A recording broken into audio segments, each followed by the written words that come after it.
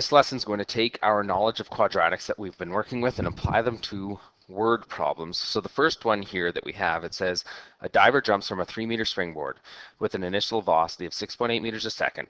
Her height h in meters above the water, t seconds after leaving the board, is modeled by this quadratic equation right here. It says graph the function with an appropriate window setting.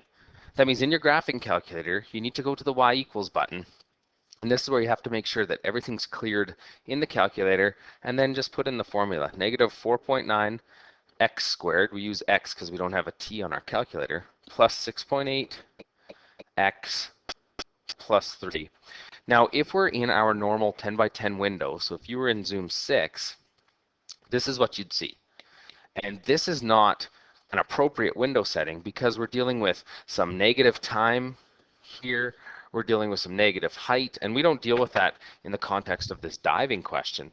So what we have to do is look at our window and choose some suitable settings. So if we go to the window and we have our x min, x was our time, so we should start our time at 0. There's no such thing as negative time when this equation models what's happening after the springboard is gone.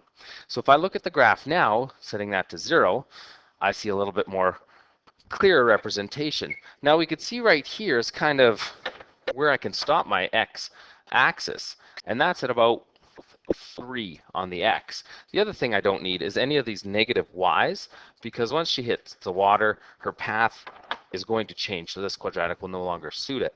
So we go back into our window, and we said maximum here, 3 seconds in the air is good. The y min at 0. And the y max, we'll take a look now. Here's the graph. That's enough to model this situation. However, we do have a lot of y's that we really don't need. So we can go back into our window, and we can get rid of some of those. Instead of going to 10, let's maybe look at 7. If we model that, here's the graph. So now what you need to do is you need to sketch this on your sheet. Technology allows me to do this. And to show your window settings, all we have to do now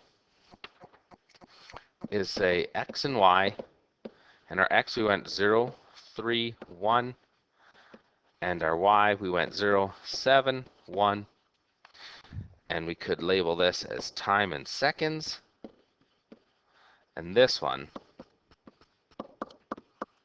height in meters.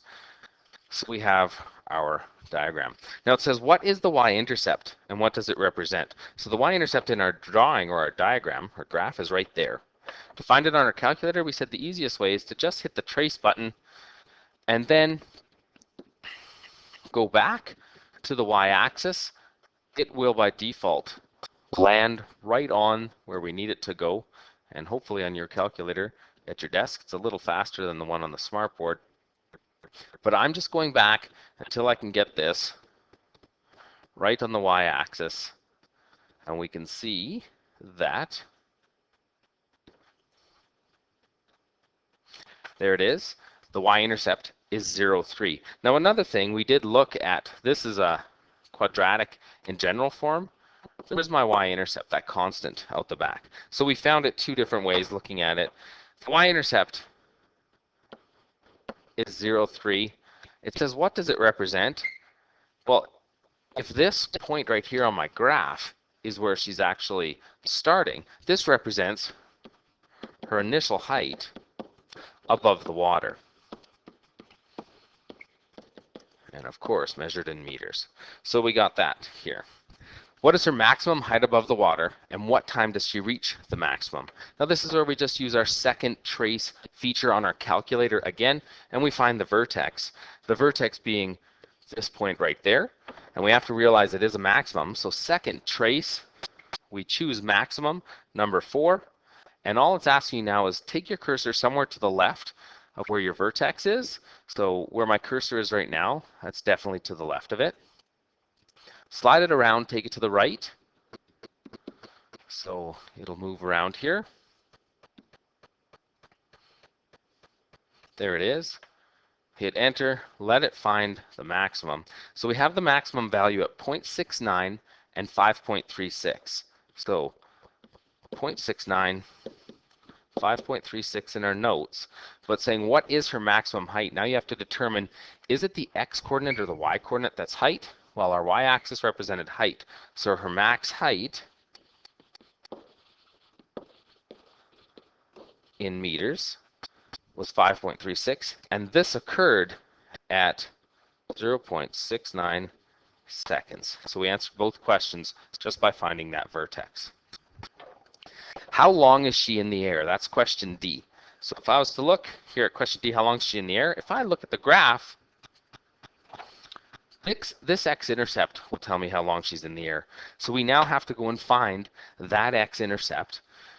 And we'll review those strategies and these skills again in our calculator. We go back to second trace. We talked about an x-intercept being number 2, a 0. And now it's going to ask you two things again. It's going to say take you to the left of that x-intercept. So I'm just moving my cursor somewhere that's going to be to the left, which it is right now. Once it stops, oh, went too far. I'm going to go back up. So right now my cursor's to the left of it. To the right means I'm going to go down until my y's are negative. So there, my y's are negative. I know I'm to the right of it. Let it get it. So right here I got 1.74. And then we did talk about what this means, 1e negative 12, that scientific notation for 1 times 10 to the negative 12, which is an extremely small number, so we consider that 0. So the x-intercept is 1.74, 0. So she is in the air for 1.74 seconds after leaving that diving board. State the domain and range is our next question. The domain is just all the possible x values. So starting right here on the graph and ending right there, which we found out is 1.74. So the lowest value is 0 before she jumps, all the way up to 1.74 seconds. And that means x is all of the values between those and equal to those. Our range is our y values. So again, if we look at our calculator, this is the lowest y at 0, but this is the highest y. And we found that in our vertex at 5.36. So our range, the lowest value is 0 at the water. The highest value is 5.36 meters. And now range deals with y. So there is our domain and range. And those are skills from grade 10 now combined with Math 20. What is her height at 0.6 seconds? Well, to find that, there's a lot of things we can do. Probably one of the easiest is to just go in second trace and choose number 1, which is value. And you'll see this x pops up, and x was our time, so I can just go in there, tell me what the value was at 0.6 seconds, and hit enter. Her height at 0.6 seconds was 5.32 meters. So 5.32 meters at 0.6 seconds. So there's our first example, all calculator skills. The equation was given to us. So now we're going to move on to the next example. These ones are a little bit more difficult.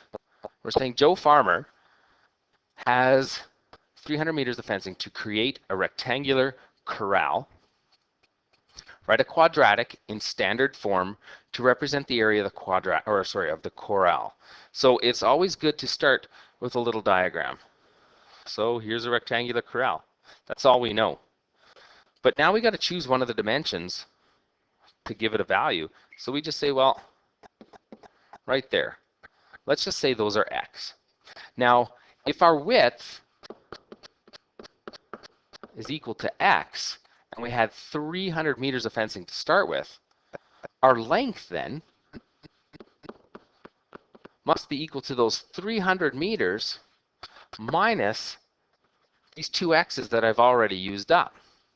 So right now what this says is this is how much fencing I have for both of these lengths right here. But I have two lengths I need to split this up over, so I'm going to divide this by 2, which tells me my length is 150 minus x. So to look at the area of this, the area of any rectangle is just length times width. Well, we said the length is 150 minus 2x, and the width is x. in standard form, because the question does ask that, I'll need to distribute this x in. So I have 150x minus 2x squared, and the proper standard form would have my leading coefficient with the x squared, so it'd be negative 2x squared plus 150. So there's my equation of the area of this corral. Next question's asking, what are the coordinates of the equation's vertex? What does the coordinates represent? So we're going to go back to our calculator, and you're going to clear what's in your y equals, and we're going to put in our new equation, negative 2x squared plus 150.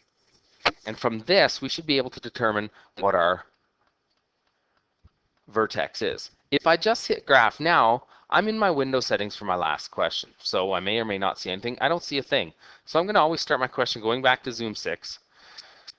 And from there you could see, okay, I see part of my quadratic. It went up, it went down. These x's here are representing negative values. I can't have a negative length on any kind of corral. So I need to get rid of all of those. And I can't have a negative area, so I get to get rid of all of my negative y's.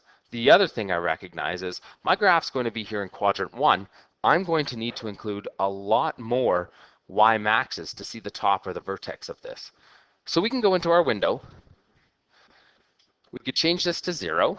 And we saw where the bottom of it came down, so that's good. Y was our area, so we can change that to 0. But now we need to come up with some other value for y max. And I'm not sure what it is, so I'm just going to choose a value. Let's try 250. I'm going to change my scale to 50. We're going to see if this shows the top of my quadratic. And there it is. So I'm seeing that I do have a value to this quadratic that I should be able to use. So now my goal is to try to find the vertex here. Now the vertex is happening somewhere at the top of here. It's a maximum. So we have to go and find this value, again on our graphing calculators, second calc, maximum, and it's going to ask you, take you to the left and the right. Again, you should be able to, on your calculator, probably move it a lot faster than I can on the smartboard. So I'm going to go to the left somewhere, and it's back there. We're looking.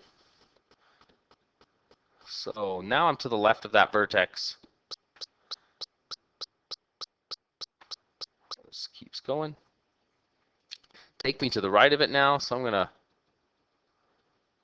circle around there.